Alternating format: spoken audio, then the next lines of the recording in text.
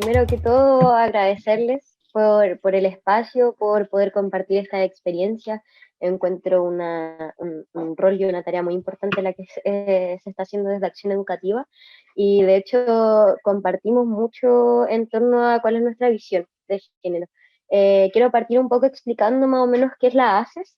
para que se entienda también desde allá. Intentaré ir despacio, me cuesta un poco, pero ahí si es que va muy rápido me pueden ir interrumpiendo y preguntando nomás. Uno tiende a ocupar muchos modismos, así que también a veces se pierde en qué es lo que voy a explicar. Intentaré ser lo más neutral posible.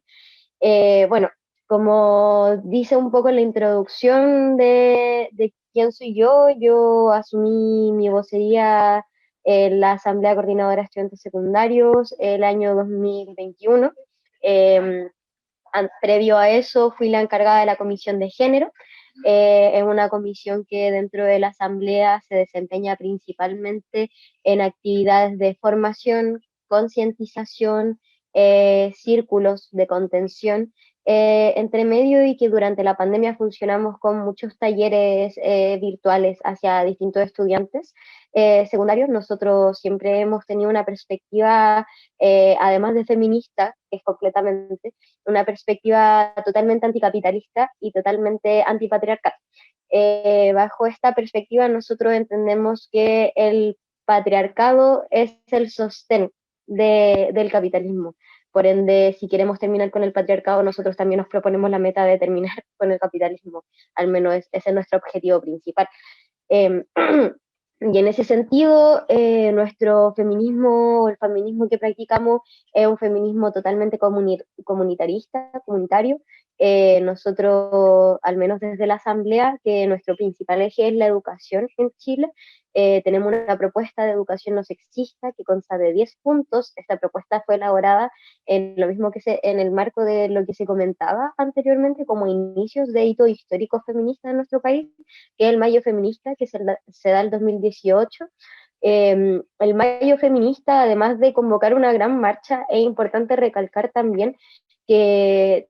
fue un hito de movilización por parte de muchas mujeres al interior de sus instituciones educativas, ya sea colegios como también universidades. Entonces, acá se generan un montón de ocupaciones de estos espacios donde se paraliza todo como el dictamen de clases. En esos momentos las clases online, la educación online no existía. Entonces ahí hubo una paralización tremendamente importante que duró desde meses, o sea, desde semanas hasta meses. Eh, y esta propuesta que nosotros tenemos, que mantenemos en una constante actualización igual, nosotros creemos fielmente que los periodos y los procesos van cambiando en la medida de, y si bien el 2018 hubo una movilización y un hito importante, un hito feminista muy importante,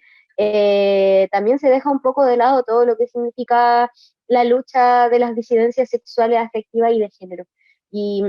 ahí es donde me importa igual un poco recalcar, porque al menos nosotros desde la Asamblea consideramos que la lucha contra el patriarcado no es solamente de quienes nacemos mujeres y se nos asigna el género de mujeres, sino de todos quienes somos oprimidos y todos quienes sufrimos las consecuencias del patriarcado, que son consecuencias que se pueden ver en todos los aspectos posibles. Y entendemos, como mencionaba anteriormente, que el patriarcado es el sostén del capitalismo. Por ende, el que se asignen roles de género, el que se reduzca el rol de la mujer solamente a lo reproductivo, solamente al hogar, solamente a los cuidados, solamente a la limpieza, es algo que permite el sostén del capitalismo. Y al menos nosotros dentro de la educación intentamos derribar estas barreras, y nuestra propuesta de educación no sexista va principalmente con un enfoque que sea eh,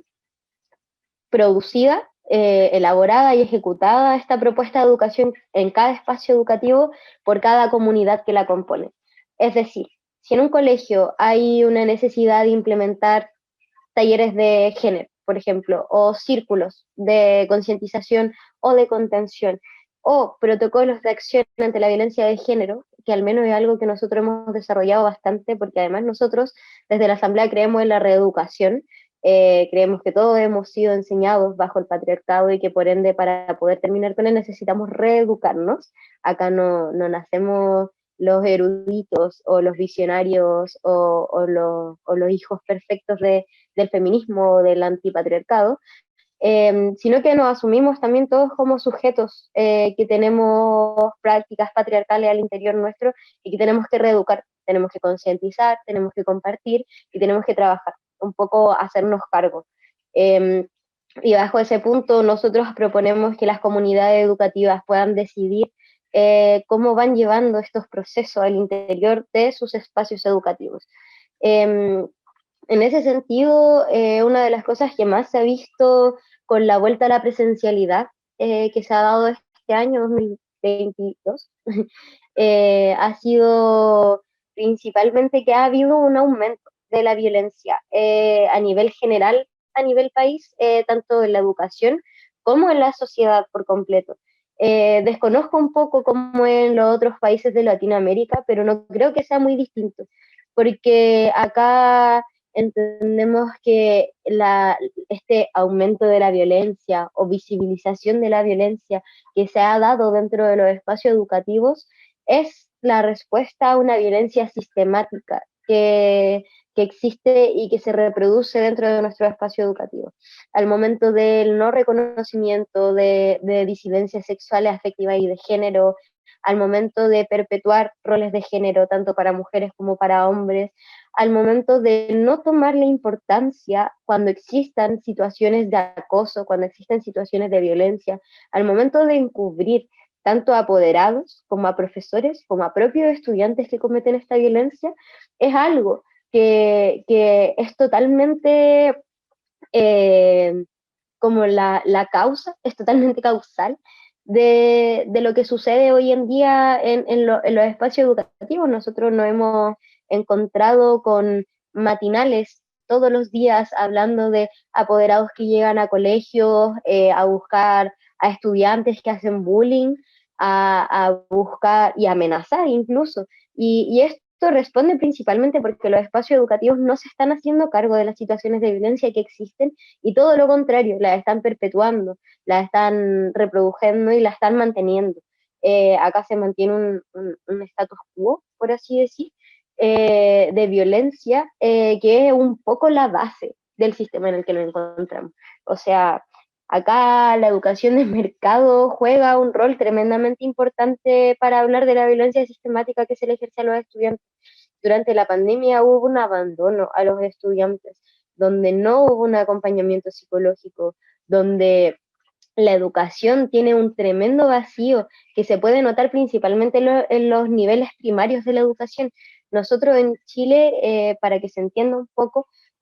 parte la educación primaria a los 6 años con el grado de primero básico, luego hasta octavo básico, que es alrededor de los 15 años más o menos, y luego es desde primero hasta cuarto medio, y cuarto medio uno termina con 18 años aprox. Yo, por ejemplo, salí con 17 el año pasado, sin embargo, cumplí los 18 ahora en marzo. Y para dar un poco un ejemplo de cómo se ha dado o de cómo se siente el vacío educativo, es que hoy día tenemos estudiantes en tercero básico, que es 9 años, 10 años, que no saben leer y no saben comprender un texto. Y esto se da principalmente porque la educación en la pandemia no estuvo a la altura como para poder enseñarle realmente a los estudiantes.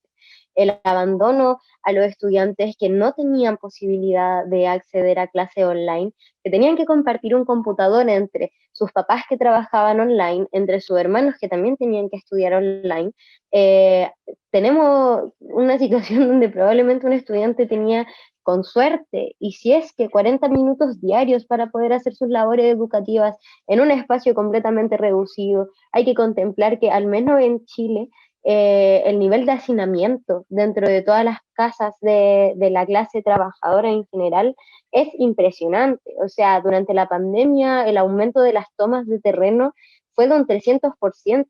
Entonces, contemplando esta situación habitacional y complementándola con la situación de la pandemia y además con la situación económica que estamos viviendo tanto ahora como también la que vivimos en la pandemia, es algo que no permitía un desarrollo integral del estudiante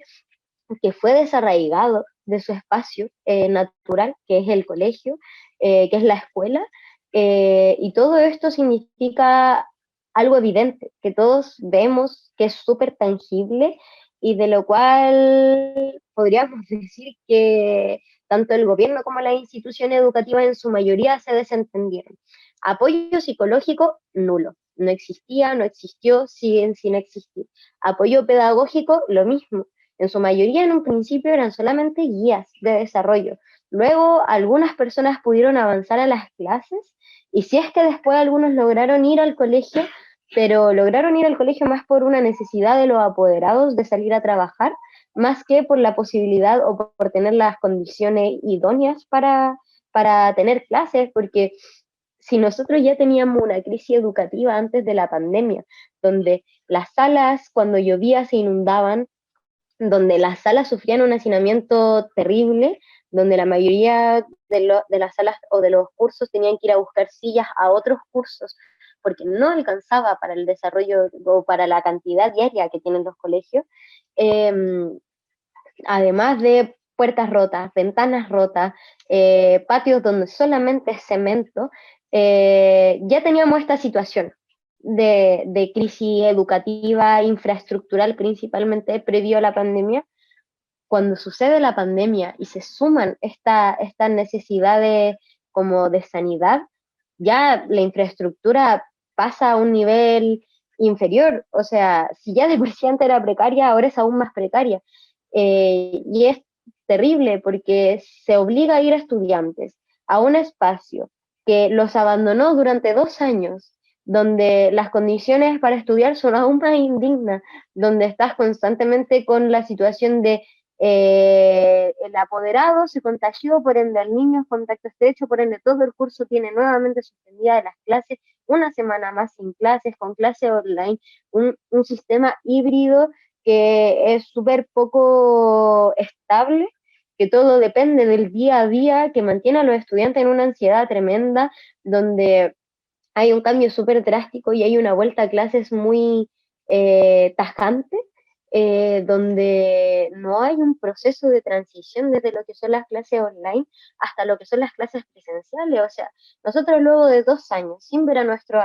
compañeros de clase, sin ver a nuestros profesores, encerrados en contextos que en su mayoría eran súper complejos y súper violentos, nos vuelven a exponer a una situación y nos vuelven a poner frente a un contexto que es aún más complejo, que es volver a una sociedad súper dañada, que todos sabemos que la pandemia fue un problema, incrementó las crisis de salud mental, principalmente en adolescentes, eh, y nos exponen a esto sin ningún tipo de apoyo pedagógico, sin ningún tipo de apoyo psicoemocional, y, y se dan situaciones que ahora en todos los matinales hablan de que los estudiantes están muy violentos, de que hay riñas todos los días en los colegios, de que uno sale del colegio y te apuñalan porque te asaltan, como todo esto sin contemplar que acá el culpable es un Estado que nos abandonó, es una institución educativa a nivel nacional que nos abandonó, y de lo cual nadie está hablando de eso. Hablan de que los estudiantes están más violentos, de la delincuencia, de las malas juntas, de un montón de cosas que es solamente seguir ignorando cuál es el problema de fondo. Y ese es el problema de fondo. Yo creo que, y uno de los tópicos que queríamos conversar en verdad, es el aumento de la violencia de género en los colegios. Yo no creo que la violencia de género en los colegios haya aumentado, yo creo que ahora se está visibilizando por fin. Pero antes de estos años, de este año, la violencia de género seguía siendo la misma.